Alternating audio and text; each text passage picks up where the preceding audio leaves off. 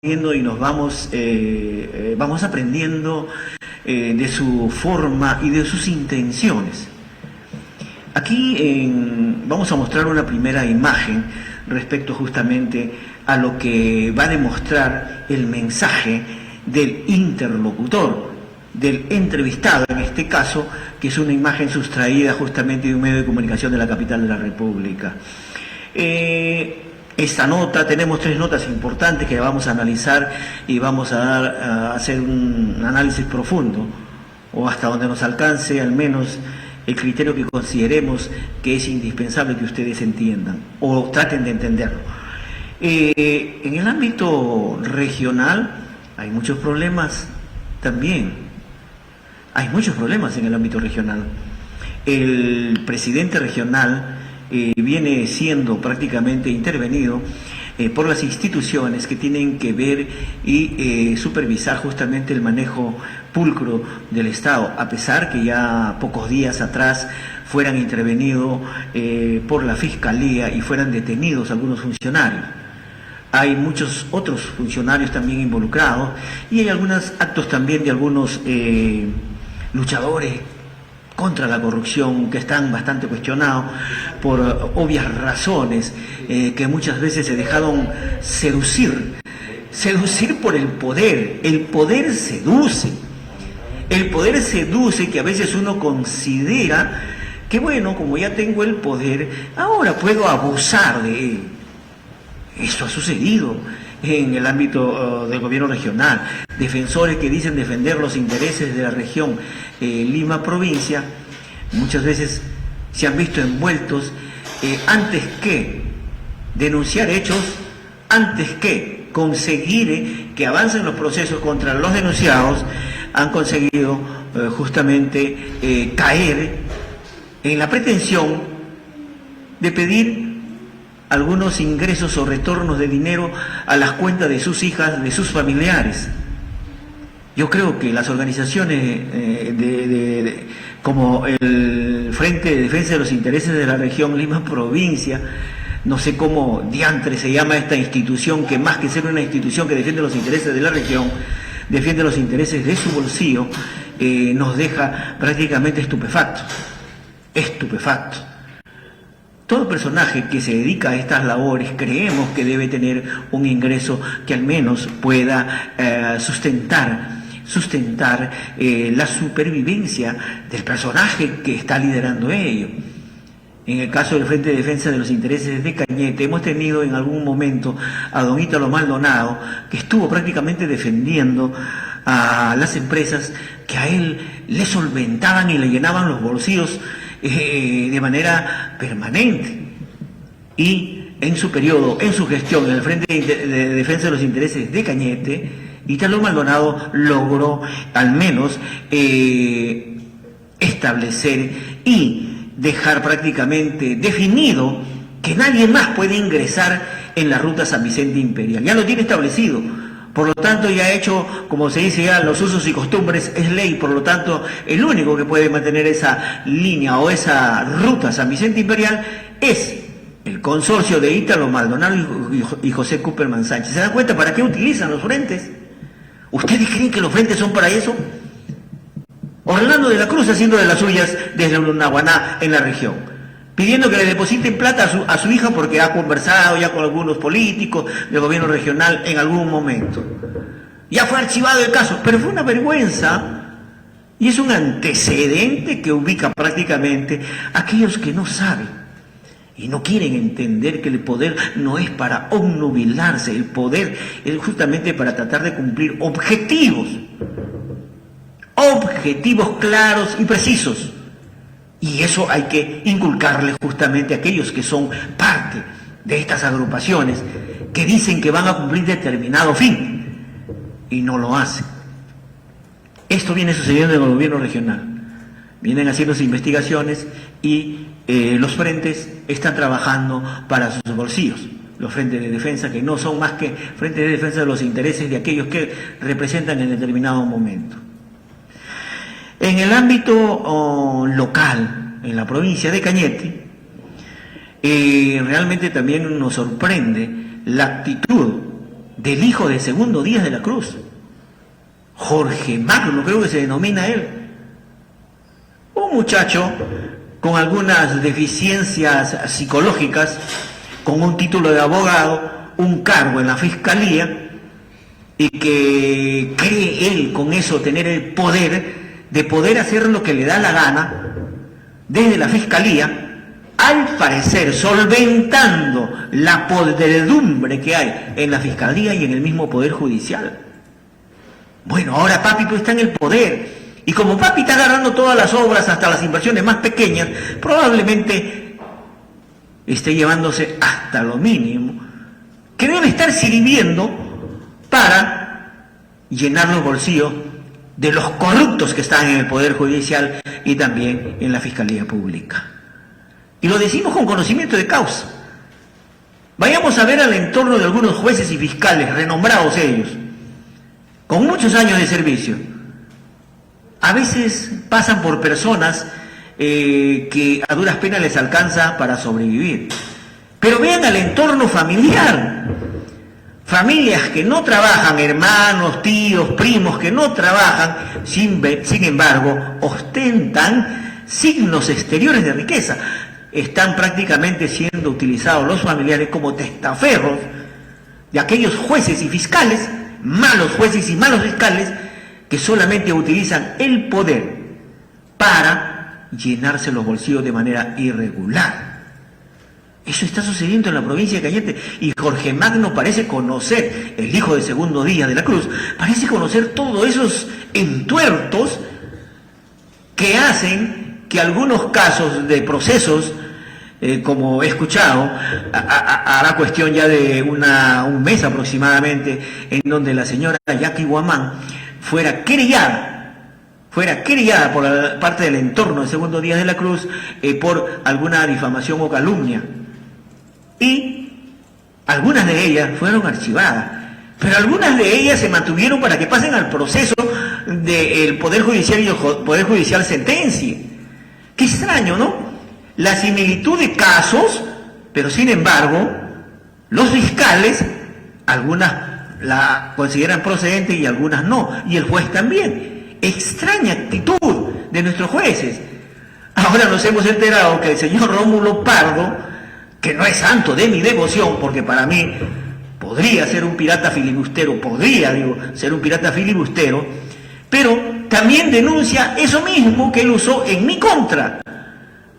Cuando al juez que veía el caso donde él me querelló, cuando lo tipifiqué, lo que dice la ley, aquellos que tratan de eludir responsabilidad tributaria, y la ley tipifica a aquellos que tratan de eludir responsabilidad tributaria como presuntos delincuentes tributarios o delincuentes tributarios.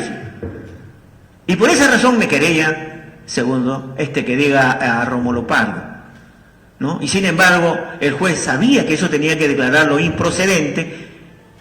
Oh, sorpresa, mi abogado me dice, no, hay la presión Horacio, no sé qué le conocería al juez Federico Mejía, que realmente sentenció en mi contra con reserva de fallo, pero con una reparación civil. Extraño, ¿no? Apelé, pero como ellos tienen el manejo de todo, no quise seguir más allá, porque podía hasta agarrarlo a patadas verdaderamente estos jueces y fiscales, a Federico Quispe Mejía mismo, porque aquí ya cuando vemos corrupción ya no nos queda otra. Es por eso que paran resguardados permanentemente cuando no hacen justicia de manera equitativa. Ahora está pasando con Rómulo Pardo. Denuncia que ya el juez había ordenado el archivamiento de la querella contra él por parte de Segundo Díaz de la Cruz.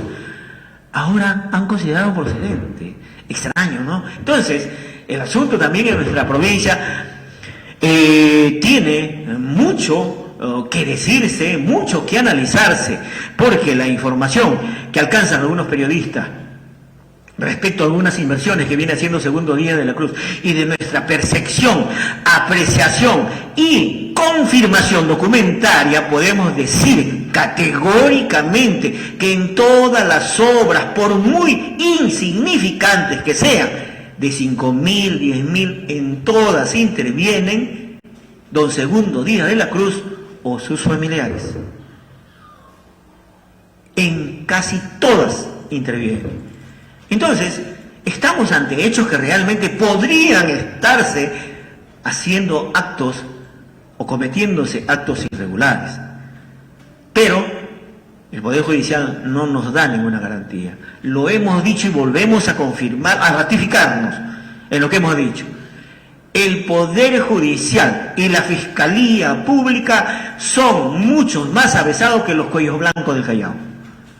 Mucho más avesados que esas santas palomitas del Callao. Entonces, estamos ante hechos que realmente nos dan bastante material para decir, cuestionar, analizar y sacar conclusiones. Porque lo que yo trato aquí es dar una opinión, porque aquellos que hacemos análisis tenemos que dar un punto de vista nuestro, con las precauciones del caso, con las atenuantes o agravantes del caso. Nosotros cuando decimos que podemos confirmar, porque tenemos la información correspondiente, la documentación necesaria, respecto a algunas malas adquisiciones y sobrevalorización de algunas adquisiciones por parte de Segundo Díaz de la Cruz y de muchos otros funcionarios que solemos acá tocar sus nombres. El Poder Judicial y la Fiscalía nos dan la garantía, pero lo cierto es que hay mucho material, pero lo que más nos sorprende es que se esté llevando adelante en casi la totalidad de distritos de la provincia de Cañete, en un número de más de 13 municipalidades de la provincia de Cañete, están llevándose acá adelante revocatorias. Entonces, ¿qué nos está queriendo dejar como mensaje estas reacciones del pueblo? Nos están queriendo dejar un mensaje. Algunos dirán, y es cuestión de analizar cada una de ellas. Lo que sí es cierto es que algunos sesudos, exfuncionarios públicos y aquellos profesionales que consideran que solamente el trabajo está en el sector público, a veces dan apreciaciones dentro de un punto de vista jurídico, más no así real, dentro de la cancha, dentro del campo, de lo que conocemos como contadores, de lo que conocen, por ejemplo, los médicos, de lo que conocen, por ejemplo, los ingenieros civiles, los ingenieros de sistemas. En cada una de esas adquisiciones, en lo que sucede, por ejemplo, en las adquisiciones de algunos bienes que cuestan determinado precio en el mercado común y sin embargo, don Segundo Díaz de la Cruz, si cuesta un sol en el mercado común, en la calle, en cualquier mercado, él está pagando 3 a 4 soles. Por más que se diga que hay una serie de requisitos, que la empresa tiene que guardar algunos requerimientos importantes, como por ejemplo el control de calidad. Oiga, un intermediario no puede velar por la calidad del fabricante. Entonces, también son normas a veces que solamente sirven para sobrevalorar o sobrecostear algunos bienes y algunos servicios que son de requerimiento en esta pandemia. Que lo único que está haciendo esta pandemia es llevar adelante un saqueo desde la misma presidencia de la República. Pero, dicho esto, hecho un análisis así sucinto de lo que está sucediendo en las 3 áreas, en el ámbito nacional, en el ámbito regional y en el ámbito provincial, vamos a ver esas primeras imágenes que tenemos para ustedes. Adelante con ello. ¿A quién se le hace prueba? Al que tiene síntomas. El que no tiene síntomas no necesita prueba. Pero si porque el que está positivo sin síntomas no contagia. ¿Asintomático no contagia? Y dice el protocolo, no contagia.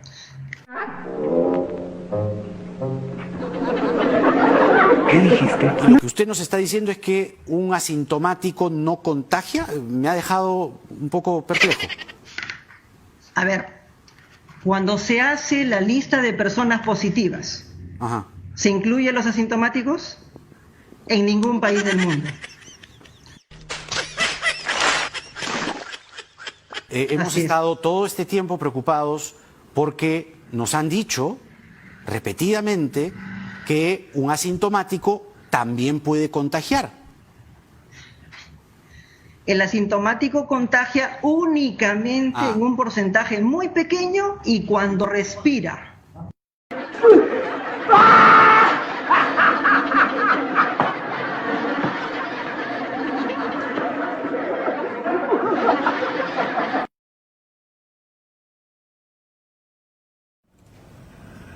He escuchado prácticamente la apreciación de nuestra ministra de Salud, ¿no? De Ripley. Apreciaciones bastante sesudas y científicas. Los asintomáticos contagian cuando respiran. Entonces, si están respirando los asintomáticos, hay que taparle la nariz para que no respiren. Es lo que nos está queriendo decir Pilar Macetti. Cuando vamos viendo estos marchas y contramarchas de profesionales de la salud, porque la señora Macetti es de una especialidad que está relacionada al cuidado de la salud humana. Dentro de las preparaciones que adquirimos algunos profesionales en determinada materia, conocemos a fondo nuestra materia. Y más aún cuando vamos a ser ministro o vamos a ocupar un cargo de jerarquía. Pero cuando vemos a una ministra que no sabe qué decir respecto a lo que no sabe cómo tratar, a lo que no sabe, a lo que podía estar generando esta falsa pandemia, así lo voy a catalogar, falsa pandemia. Con esas declaraciones de Pilar Macetti nos deja claramente establecida que es una falsa pandemia. ¿Ah? Que los asintomáticos solamente contagian cuando respiran. Hay que taparles la nariz entonces a todos los asintomáticos para que no respiren. Y lo que sí hacen síntomas, ¿contagian o no contagian? Entonces, cuando hay profesionales de la salud que vienen con estas apreciaciones que causan risa antes que preocupación, porque causan risa, ¿verdad? Y cuando vemos en el Face, cuando vemos en la vida cotidiana, algunos ciudadanos que han escuchado y que escuchan permanentemente estas mentiras, esta sarta de estupideces y por ignorancia y por no poner un poquito de atención, por el fanatismo de dejarse llevar por los medios de comunicación de la capital de la República, que todos los días repiten la misma estupidez, y tengo que decirlo así, la misma estupidez, nos las creemos. Yo también me la creí en el mes de marzo, cuando se declara el estado de emergencia en este año que está acabando. Se declara el estado de emergencia. Yo dije, está bien, pero no hay que causar pánico. Vi un medio en Cañete que repetía, cuidado, se van a morir, que no sé cuánto. Una periodista, con título de periodista, en un medio de comunicación. El mismo día que se declara el estado de emergencia, la señora 2 días antes causando pánico y pavor. Todo el mundo lo psicoseaba. Ahora también. Cuídense, pónganse la mascarilla. Caramba. Yo no puedo estar con la mascarilla, señores. ¿Saben por qué? Porque yo estoy acostumbrado a mantener mis pulmones con oxígeno limpio. De antes he estado haciendo gestiones en registros públicos, en la SUNAT, porque es mi labor. He estado en notaría pública, he estado trajinando, he estado haciendo en la empresa que tiene mi esposa, he estado viendo cómo está manejándose la empresita, me acerco ahí, o sea, salgo a hacer un montón de trabajos cuando salgo de mi centro de producción. Entonces, me ahogaba. Llego al registro público, me bajo un poquito la mascarilla para poder hablar, y viene el guachimán y me dice, señor, cúbrase, póngase bien la mascarilla. Señor, le digo, me estoy ahogando. Yo no puedo nuevamente aspirar lo que he exhalado. No puedo aspirar, me ahoga. Todo por lo contrario, siento que me va a faltar el aire y que voy a colapsar, le digo. Me puedo hasta desmayar. ¿Sabe qué hizo el señor? Me miró bien, yo le miré bien, se dio la vuelta y se fue. Entonces, esto de la mascarilla y esto de aquellos protocolos que nos dicen que tengamos que cumplir, muchas de ellas ayudan a que los ciudadanos mueran. No está ayudando a prevenir el COVID. Si bien es cierto, el COVID es una pandemia, pero no es una enfermedad incurable. Se ha demostrado en todo el mundo que sí tiene tratamiento.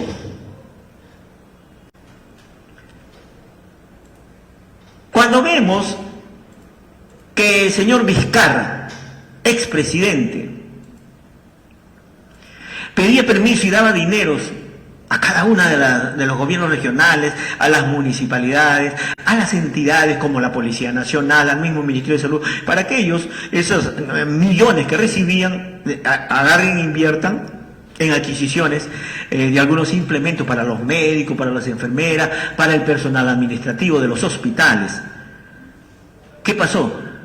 Escándalo mayúsculo, descubriéndose que prácticamente sobrevaloraban y en algunos casos no adquirían nada, pero sí habían las facturas de adquisiciones. O sea, un robo descarado.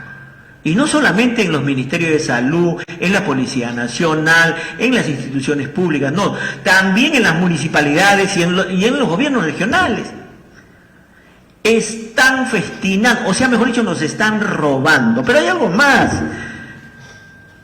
Es lo que viene denunciando, y yo también me la creí, porque escuchaba siempre los medios y decía, bueno, de repente escuché por ahí en el Face, vi a Ricardo Belmont que decía, esta es una falsa pandemia.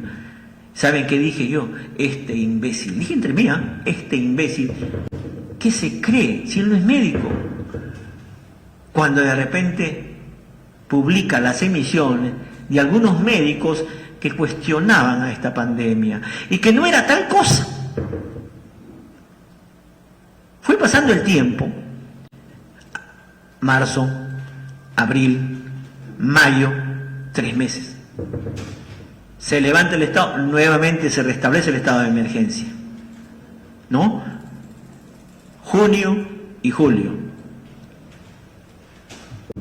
Mandan que los ciudadanos sigan cumpliendo los protocolos. En marzo, marzo, abril y mayo, hasta mayo no habían muchos muertos. Pero cuando empieza a levantarse y nuevamente se restablece el estado de emergencia, mejor dicho, se pide que se cumplan los protocolos nuevamente, se incrementaron el número de muertos. Pero ahora ustedes dirán, muertos confirmados de COVID, eso era lo que decía Ricardo Belmont. Y esa es la verdad que nos la vienen ocultando. ¿Por qué? Porque no permiten que ningún medio de comunicación vaya y, por ejemplo, filme a un muerto. Que se haga la autopsia a un muerto, si realmente ha muerto de COVID. 2. A todos los pacientes que iban a los hospitales, los internaban y no dejaban que los familiares vengan a verlos. Pero sin embargo, aquellos que han salido de esos internamientos decían que no les daban los medicamentos adecuados, que tenían miedo los médicos de dar. Sabían lo que tenían que dar, pero no querían darlo. ¿Por qué? Porque se tenía que cumplir escrupulosamente lo que ordenaba el Colegio Médico del Perú. Este medicamento sí, este no. Oye, ¿pero eso está salvando de COVID? No. Nosotros tenemos que ordenarlo. O sea, en conclusión, señores, escuchen, no seamos tarados, imbéciles y cojudos. Disculpen la expresión. Aquellos que han ido a los hospitales son los que han muerto. Y muchos de aquellos que se han tratado de manera particular en sus hogares, muchos han pasado esta enfermedad. Como el que habla, he tenido familiares de COVID y los he tratado en mi hogar. He tenido amigos y vecinos que se han infectado con COVID, marido y mujer, y se han salvado. ¿Por qué? Porque han hecho un tratamiento agresivo contra la enfermedad y se han salvado.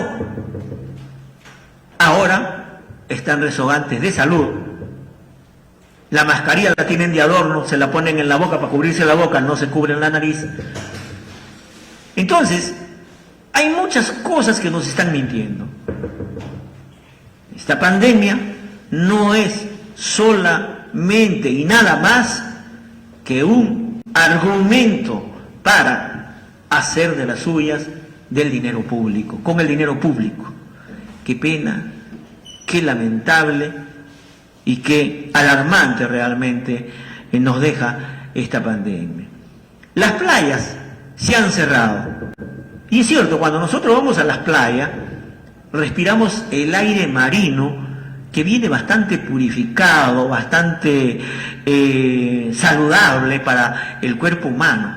Pero sin embargo, no permiten que los ciudadanos, la gran mayoría de ciudadanos, no puedan ir a las playas. Ricardo Belmont empezó una lucha.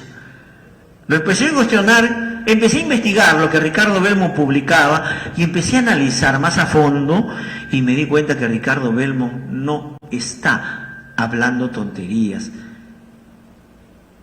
Hay un grupo que también apoya a Ricardo Belmont, son Médicos en Acción, que eso es una organización a nivel mundial y que son los que están denunciando esta pandemia. Es lamentable, pero lo importante es que también sepamos lo que puede suceder y cómo se utiliza esta pandemia para lograr algunos objetivos que de repente puedan redundar en el bienestar de la democracia, de la salud y de la integridad familiar. ¿Por qué de la democracia? Porque al parecer se van a abrir ahora en enero, al parecer se va a levantar el estado de emergencia, porque ya, de acuerdo a la información que tenemos, ya aquí tenemos alguna nota donde dice: aprueban protocolos sanitarios para conciertos, teatro, circo, danzas y otras artes escénicas. Vuelve el show. Los organizadores deberán diseñar un plan para la vigilancia, prevención y control de COVID-19 en el trabajo. Con el envío de este documento al Ministerio de Salud por correo electrónico se obtendrá autorización automática. ¿Se dan cuenta? ¿Se dan cuenta? O sea, esta nota salió exactamente el día... esto salió exactamente el día lunes 28, o sea, el día de ayer. Pero hay algo más que me está preocupando. Y algo más que viene observando Ricardo Belmont y la gente justamente que no se cree este invento de esta pandemia porque sí tiene cura. Ya se rumorea que el objetivo de abrir y dejar que todas las actividades se desarrollen es para que luego, en el mes de marzo, antes de las elecciones, se establezca el estado de emergencia para que no hayan elecciones generales, para que no se elijan presidentes ni se elijan congresistas.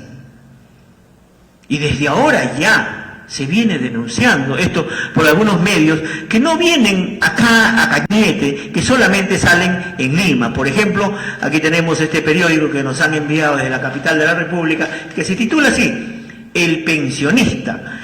Después acá tenemos otro periódico que se titula así: La Nación, que es de los allegados justamente de Ricardo Belmont. El caso de Pensionista son los allegados justamente a Cecilia García.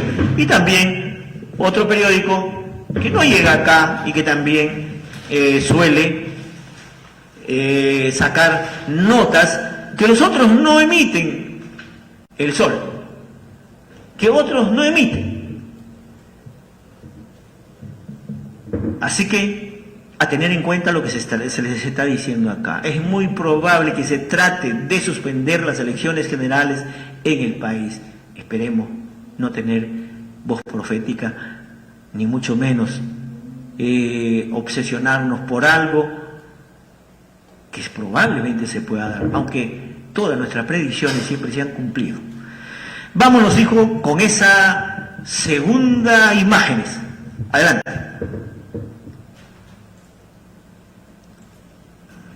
Rafael Sagasti Jorge Hausler entre en la plancha presidencial como candidato a la segunda vicepresidencia de la República. Esto quiere decir que el Partido Morado sí inscribió al presidente de la República en la plancha que va con Julio Guzmán, con Flor Pablo en la primera vicepresidencia y como candidato presidencial a Julio Guzmán, Julio Armando Guzmán Cáceres, quien es el candidato presidencial del Partido Morado. Recordemos que el presidente Francisco Sagasti, cuando fue electo en el Congreso como presidente de manera interina para ser encargado en la presidencia de la República, anunció que renunciaría a su candidatura a la vicepresidencia en el Partido Morado. Sin embargo, el propio partido le rechazó esta renuncia, puesto que ya había un proceso de elecciones internas donde había sido elegido en la plancha de Julio Guzmán. Ahora ya se inscribió oficialmente, hoy 22 de diciembre, en la inscripción oficial del Partido Morado. Está, no sé si lo tenemos en pantalla, Albina, está el expediente número 2021-4299, donde incluye a Francisco Rafael Sagasti Jorge Hausler, el presidente de la República, como candidato a la segunda vicepresidencia por el Partido Morado. Recordemos también que el propio presidente del Jurado Electoral Especial de Lima Centro, Luis Carrasco, había anunciado que no iban a poder aceptar o iban a declarar inadmisibles si las listas estaban incompletas. Sin embargo, por esto es que la lista ha tenido que estar completa y luego de esto ya será cuestión o del Jurado Nacional de Elecciones hacer una exclusión o del propio candidato a la vicepresidencia, actual vicepresidente, renunciar a esta inscripción. Es lo que podría venir más adelante. Lo cierto es que el Partido Morado ya oficializó su inscripción con Francisco Sagasti. No lo decimos nosotros. ¿Necesitamos decirlo, repetirlo? ¿Lo han escuchado ustedes? Confirmado entonces la inscripción del señor Sagasti a la candidatura presidencial para estas elecciones del mes de marzo o abril que se van a llevar a cabo. Estas elecciones generales. Se consolidó las sospechas. Ahí están. Canal N transmitiendo y confirmando este 22 de diciembre, hace pocos días atrás solamente, antes de Navidad, se consolidó la inscripción del partido de Julio Guzmán. Como presidente, Francisco Sagasti. Como vicepresidente, Julio Guzmán. El defensor de los pervertidos y las pervertidas, sí, de los gays y de las lesbianas. Julio Guzmán. Confirmado.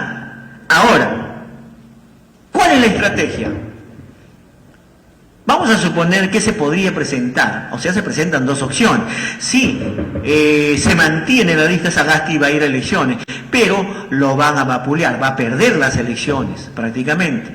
Entonces, si se llevan adelante las elecciones, van a barajar primero cómo el pueblo va reaccionando. Si el pueblo va reaccionando en contra de todo esto, probablemente las elecciones se lleven adelante y saquen de la inscripción a Sagasti con Julio Guzmán, cosa que no van a querer. Y si es que lo hacen, probablemente van a llevar el segundo plan de contingencia, que sería, bueno, mira, nos han sacado, el pueblo ha pedido que nos saque, perfecto, declara tú nuevamente estado de emergencia por salubridad, por la segunda ola o por la otra epidemia, o mejor dicho, el virus ya mejorado del COVID-19, que ya se está anunciando y que dice que está llegando, que también es otra farsa, bueno, declara estado de emergencia y continúa en el poder Francisco Sagasti. Y no hacemos elecciones este mes de marzo o abril. No hacemos elecciones. Pero vamos a esperar, ¿no? Vamos a lanzar, ya tenemos dos opciones, ¿no? Se dan cuenta cómo juegan con nuestras expectativas y están esperando cómo vamos reaccionando para poder decir o hacer lo que mejor les convenga a ellos para tener una pizquita de poder efímero, porque el poder solamente dura un mandato determinado de 4 o 3 años, pero en 4 o 3 años es para saquear al Perú. Vamos ya dejando esta parte del análisis de lo que podría presentarse, de las dos opciones que podría darse venido el caso o vivido el caso, de acuerdo a lo que la coyuntura del momento vaya dándole la opción de elegir cuál de las dos alternativas utilizan para seguir en el poder Julio Guzmán con los falladitos que hicieron esa movilización para dar el golpe de Estado. Francisco Sagasti es un dictador porque dieron un golpe de Estado, y entiéndanlo bien. Y hay alguien que colaboró también para que se dé el golpe de Estado. ¿Saben quién? Ustedes no me lo van a creer, pero todo influye.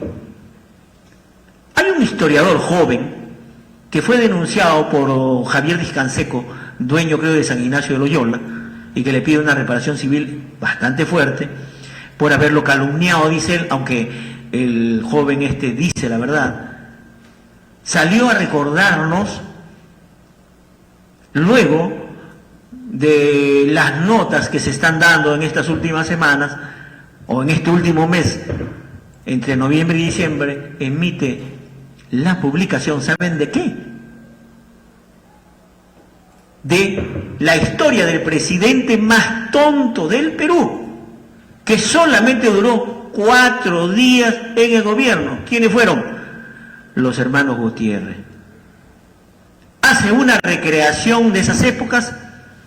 ¿Y cómo matan a los hermanos Gutiérrez cuando quería no perder el privilegio de los militares? Había ganado un gobierno elegido por el pueblo, un gobierno civil, y los hermanos Guzmán le dicen al presidente que también era un militar de golpe, había dado un golpe o había ingresado por la fuerza también a ser presidente, y le dice, mira, si votan entra un gobierno civil, prácticamente van a cerrar el ejército, los militares no nos van a requerir y nos van a mandar a nuestra casa, no nos van a dar beneficios ni nada por el estilo, nos vamos a quedar sin chamba. ¿Y qué mandó hacer los hermanos Gutiérrez? Dieron un golpe de Estado. Un golpe de Estado que duró solamente 4 días. Miren, qué coincidencia, ¿no? Justo antes de que se dé la movilización de los falladitos de Julio Guzmán, las lesbianas y los gays, ¿no? Antes de la movilización, él emite su informe histórico y hace una comparación del momento que se vivía y que se podría dar, o sea, como si supiera ya lo que se iba a dar y que iba a generar un poco para asustar al presidente Manuel Merino. Y asusta a cualquiera, pues. Y es cierto, si ustedes revisan la historia de los hermanos Gutiérrez, ustedes se van a quedar estupefactos. Cómo la población mató a los hermanos Gutiérrez. Primero, por ser golpista. Y algo más contundente y algo más repudiable, y que debemos entenderlos todos, por ser provincianos. Los hermanos Gutiérrez, naturales de Arequipa. Y los hermanos Gutiérrez fueron masacrados por la oligarquía y la casta limeña, los arrastrados limeños que viven de las migajas de los gobiernos que roban y que se asientan allá en la capital de la República, y mataron a los hermanos Gutiérrez. O sea, ¿qué influyó para que maten a los hermanos Gutiérrez? 1, que eran golpistas. 2, que ya era tiempo de que entre un gobierno civil. 3, el racismo. No, ningún serrano nos va a venir a gobernar acá. Mátenlo, carajo, y lo mataron. De 5 hermanos, a 4 mataron. A 4 mataron en 4 días. Los hermanos Gutiérrez, el hermano mayor, estuvo en el poder solamente 4 días y lo mataron. Pero lo extraño es que este historiador joven relata esto antes de que se haga la movilización para poner a Francisco Sagasti. Oiga, estas no son coincidencias. Esto está premeditado, fríamente calculado. Hay que causar temor. ¿Y por qué lo sacan a Merino? Porque es un cholito de miércoles que viene de Tumbes. O sea, el racismo, ¿no? Todo eso ayuda para exaltar los ánimos y soliventarlos y llegar a los extremos. Vámonos con esa última imagen, dejando esto de lado. Ya les he hecho un análisis bastante profundo de lo que considero que podría estar sucediendo y que podría estar barajando como posibilidades de lo que podría ser aquellos que llevaron adelante a este dictador de Francisco Sagasti. Adelante con la última imagen. Públicamente, por la vida de mis hermanos obreros, al presidente, al poder ejecutivo, por aplastarnos y humillarnos. No puede ser que nos traten de esta manera. En mi caso, ya me han chuponeado, me están hostigando, la prensa me quiere callar. ¿Por qué? ¿Qué estoy haciendo? ¿Hacer valer el derecho de los hermanos obreros de a pie? Eso es un error, eso es un pecado, es penado. Llévenme a la cárcel, cállenme la voz así, tómenme, pónganme con esposas, pero no maltraten a mis hermanos como si fueran unos pesos que no valen nada.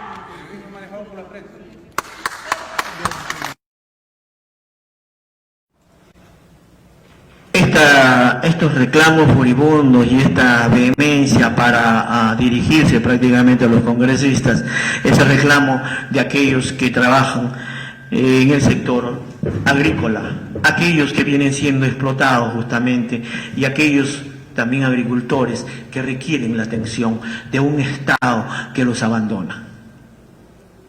Yo en algún momento hice una comparación tan sencilla respecto a cómo debemos visualizar, observar los criterios para determinar atenciones, priorizar atenciones. Y cuándo se priorizan y cómo se debería de priorizar. Hice una comparación inclusive en lo que es la administración, en un microgobierno como es el gobierno de una familia. ¿En quiénes ponemos el mayor empeño? Aquellos que dirigimos esa unión de un grupo de personas, en donde hay papá, mamá, hijos. La prioridad. Y eso no se da en el agro. Eso no se da en la estructura, en el criterio de manejar atenciones. ¿A quiénes se le debe dar mayores atenciones? ¿A quiénes?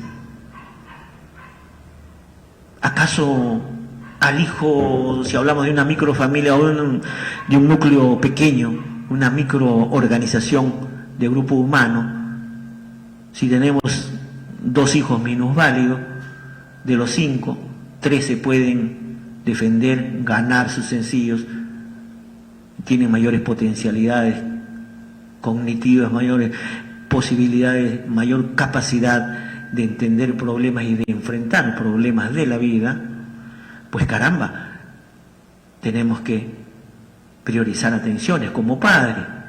A ese hijo tenemos que darle menos atención, porque solamente dialogar y conversar y rápidamente raciocinar con algún consejo determinado. Pero aquellos que no saben cómo enfrentar, ahí tenemos que darle mayor atención.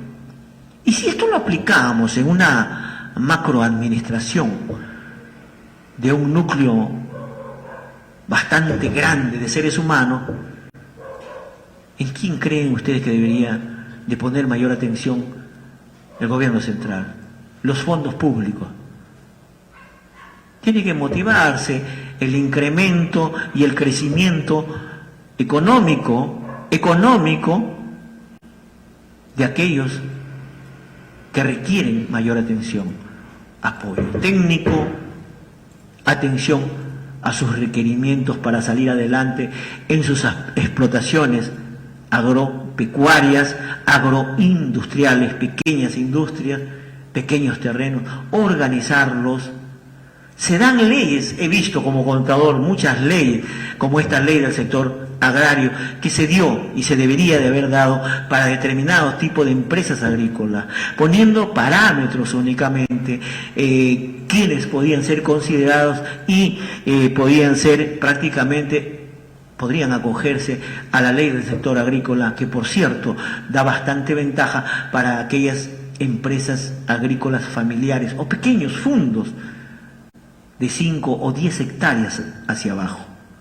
Pero no, pues, cuando la ley se la deja a libre albedrío, los que sacan mayor ventaja son las grandes empresas de aquellos que han adquirido grandes extensiones de terreno. Entonces, vemos esas inequidades, esa sobreprotección a aquellos que pueden salir adelante con su propio esfuerzo, pero sin embargo se les da todas las gollerías, se les da las cartas, los convenios de estabilidad jurídica, laboral y tributaria a algunas capitales foráneas. Se les da todas las ventajas para que hagan una competencia desleal con los agricultores de aquí, de este país. Eso se llama prácticamente subsidiar de manera indirecta al que no necesita que se le proteja su cultivo. El Estado siempre nos ha engañado y los economistas neoliberales siempre nos dicen, no, tenemos que mantenerlos a ellos porque si no, no hay fuente de trabajo, la gente no va a tener trabajo. Yo les pregunto, ¿un microagricultor, un pequeño agricultor, acaso no solventa el trabajo de todos sus familiares? Realmente no me explico, no le entiendo y no le encuentro una explicación razonable. Pero lo que sí podemos darnos cuenta es que el Estado no quiere no hacer populismo, sino que no quiere aplicar justicia. Cuando se habla de devoluciones de AFP y ONP, analicen ustedes ahí un pequeño detalle como tarea. Si a las AFP se les obliga que le devuelvan a sus aportantes, que van a tener beneficios, pero van a tener, por ejemplo, una pensión de 5 soles mensuales, y el Estado ha dicho, bueno, como van a tener una pensión de 5 soles mensuales, ¿sabes qué, AFP? Devuélvele. A los de la ONP que tienen 19 años, 17 años, 16 años, 10 años, no vas a tener nunca pensión. Como todo es un fondo común, bueno, a ti no te devuelvo. Prácticamente con tu dinero voy a tener que subsidiar o solventarle a aquellos que tengo que pagarle. Y no te voy a devolver tu dinero. ¿Por qué ese trato injusto? ¿Por qué esa inequidad de trato en aplicación de justicia de manera inequitativa? ¿Por qué esa aplicación? ¿Por qué ver con diferentes ojos? Si en ambos casos, en la AFP y en la ONP, todos son trabajadores que aportan, de sus sueldos aportan a ambas instituciones. Como les digo, ese es otro tema, que lo vamos a tocar en otro momento. Nosotros queremos agradecer y también recordarles que los centros comerciales públicos están atendiendo de manera normal. Estas fiestas navideñas han atendido de manera normal. No solamente los centros comerciales como grandes mercados transnacionales, como Totus, por ejemplo, como Sodimac, no, los mercados públicos, los populares, en donde asiste toda la población, sin distinción ni discriminación, están atendiendo de manera normal y con precios bastante asequibles. Y más aún, los tubérculos, las verduras, netamente del día, sin agregarle algún preservante químico que pueda generarle algún desarreglo en su salud. Les recuerdo entonces que los establecimientos populares, los mercados, se están atendiendo de manera permanente, y recordarle también las personas que nos permite estar en estos andares es a Comercial Los Detalles de Cupido, que está atendiendo en la explanada del mercado, a Bodega Chanita también, que está atendiendo en la explanada del mercado Modelo, como también al estudio jurídico y contable, pero más contable que jurídico, HD, en donde se hacen asesorías tributarias, laborales, contables, y se defienden casos en el ámbito jurídico, casos tributarios y casos laborales. La consultoría jurídica y contable HD y asociados entonces está atendiendo en la urbanización San José Manzana B, lote 3. Un cherry, porque de algo tenemos que vivir y tenemos que promocionar a lo que nos dedicamos, con bastante entrega, esmero, y tratando de ser lo más sincero y correcto respecto a lo que puede suceder con su caso. No le mentimos, ¿ah? Como vemos tamaños abogados que dicen que son consultorías y sin embargo les mienten solamente para tenerlos como clientes, lo esquilman y luego de todas maneras te vas a la cárcel. No, aquí le decimos la verdad. Si tu proceso, en ese proceso, si te vas a ir a la cárcel, te lo decimos desde un inicio. No les mentimos. No te decimos, no, yo soborno al juez, al fiscal y sales de la cárcel. No. Aquí no se miente. Les puedo garantizar que esa es nuestra carta de presentación, tanto en el ámbito contable también, ¿ah? No le mentimos a nadie. Si le decimos que va a suceder porque conocemos. Son 40 años en este andar de la asesoría a micro, medianas y grandes empresas, que prácticamente son nuestra carta de presentación. Nosotros nos despedimos hasta una próxima oportunidad. Tiempo difícil. Como miles de peruanos, Norberto sale diariamente a trabajar. Ya de camino, evita subir a carros que no cumplen las normas. Es que últimamente suele decir no a casi todo. No a los saludos con contacto, no a las pichangas y por supuesto que no a los traguitos. Podría decirse que durante esta pandemia Norberto se ha vuelto una persona negativa, pero en estas circunstancias eso puede resultar muy positivo. Mantente negativo como Norberto, no seamos cómplices. Gobierno del Perú, el Perú primero. Gobierno Regional de Lima.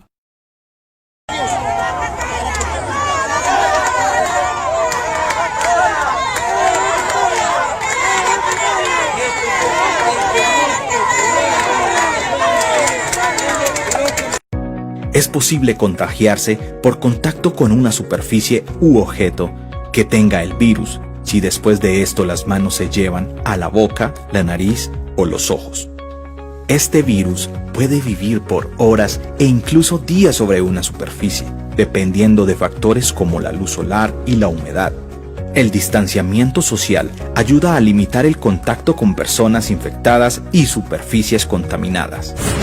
Cuida tu salud y la de los demás. Te lo recuerda el Gobierno Regional de Lima. Estudio Jurídico, Ley con Justicia. Abogados. Te ofrecemos el mejor asesoramiento legal, siempre a tu alcance.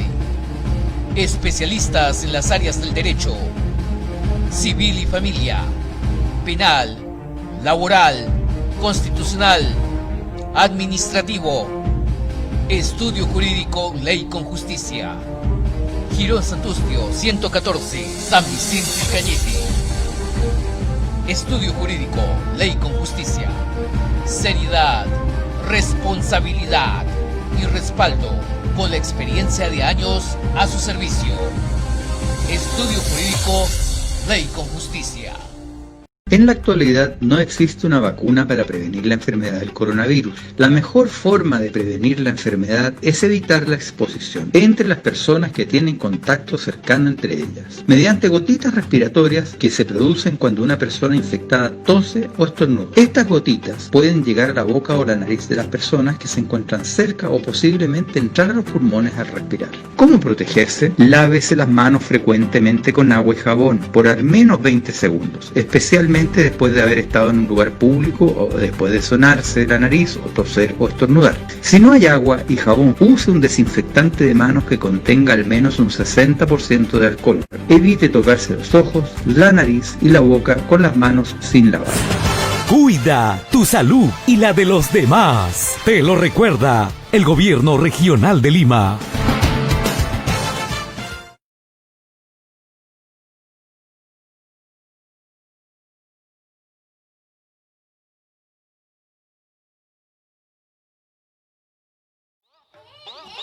Mira, te lo dije, aquí está. Pero está dormido.